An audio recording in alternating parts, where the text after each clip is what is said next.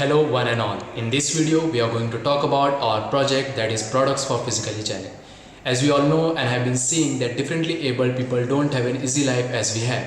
Some of them can't even convey their messages, some of them can't walk, and there is a special category of quadriplegic people who can't even control their wheelchair on their own. So we have designed a communication system which allows communication among deaf, mute and blind people. As well as we have incorporated eye controlled mechanism in the wheelchair, making quadriplegic people more independent. Now let's come to the part one of the project, that is the communication between a deaf and mute person with a blind person. There are total 15 million blind people in the world as well as 60 million deaf and mute people in the world. A deaf and mute person, when you want to communicate with different people, you use standard hand gestures which are taught to him in his childhood level. A blind person can't see these hand gestures, hence he won't understand what a deaf and mute person wants to say. So we have made a project that converts the hand gestures of a deaf and mute person into speech. And similarly, when a blind person speaks something, a deaf and mute person can't understand what he says. So we have converted his speech into text, which can be read by a deaf and mute person. In this way, both of them can communicate with each other. Now we shall see the working of the module used to convert sign language into words. A grid of 8 infrared transceiver pairs are used to determine the positions of all fingers.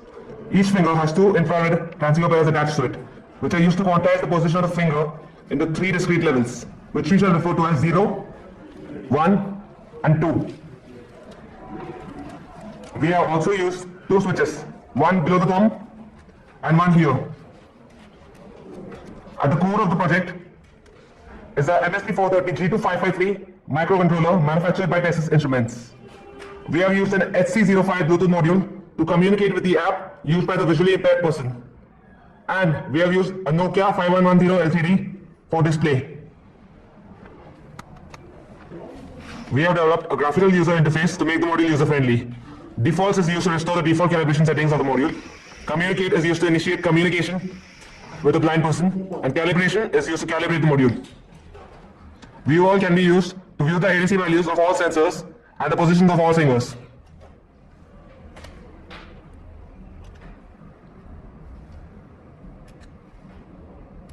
Calibrate can be used to calibrate a particular finger.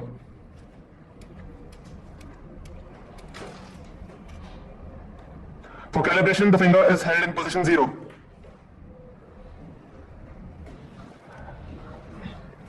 And the ADC values corresponding to this position are stored. These values are stored to flash memory of the microcontroller for persistence. Thresholds can be used to view the stored thresholds.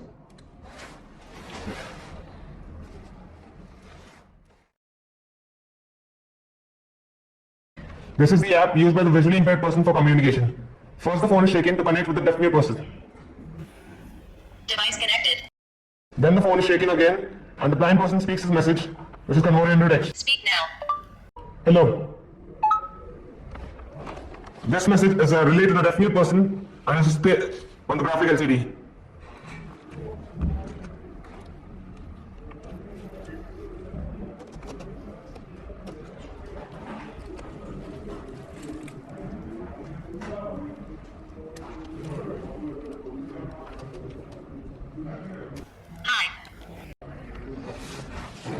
The message sent by the deaf-mute person is converted into sound so that the blind person can hear it.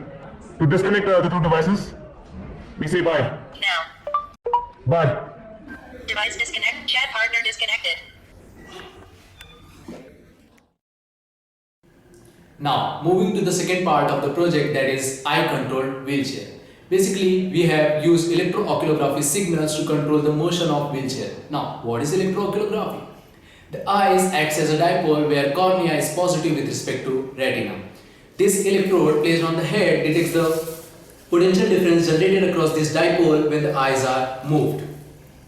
The signal obtained by this electrode is in the range of 5 to 10 Hz with amplitude around 100 microvolt. Now comes the processing of our signal. Along with the actual signal of our concern, we have DC offset, power line noise and other high frequency noise also present with it. So we must filter this noise from our signal before amplifying it. This is the most difficult part of our project. We have done this using this circuit. Let's have a close look at the circuit. This is the SMPS board, which basically avoids the interference due to electromagnetic waves. Now as you can see, we have used lot of op amps, so we must convert 12 volt supply to bias this circuit This is done using biasing circuit, which converts the 12 volt supply to -6 0 plus 6. Now we have given the output of electrode through buffer to the circuit. Further, we have used high pass filter, which basically reduces the effect of DC signal, DC offset signal, and later a low pass filter, which reduces the effect of power line noise and other high frequency noise. Further, we have amplified our signal using INA 126 instrumentation amplifier, which is designed and manufactured by Texas Instruments. During this stage, noise also gets amplified. So we have used a band pass filter to minimize the effect of those. Later, we have used a non-inverting amplification stage to further strengthen our signal. Now this output must be scaled down to some level so that it is compatible with the ADCs of microcontroller MSP430, which is also of Texas Instruments. We have done that using ADC driver, which basically converts the voltage in the range of 0 to 3 volt. This was all about our circuit. Let's be curious, how does the I signals drive the wheelchair? So let us look how the circuit of the wheelchair works. The main brain of the wheelchair is the experimental board of MSP430 F5529, designed and manufactured by Texas Instruments. The UOG amplifier was explained to you before. There are two signal wires coming from the UOG amplifier, one as a reference and the other wire is a signal which is given to the A to D converter of the microcontroller. There is a 24 volt battery supply that gives power to all the circuits over here. The circuit requires to drive the motor are 4 relays and they are controlled by a L293D relay driver. The L293D IC is designed and manufactured by Texas Instruments.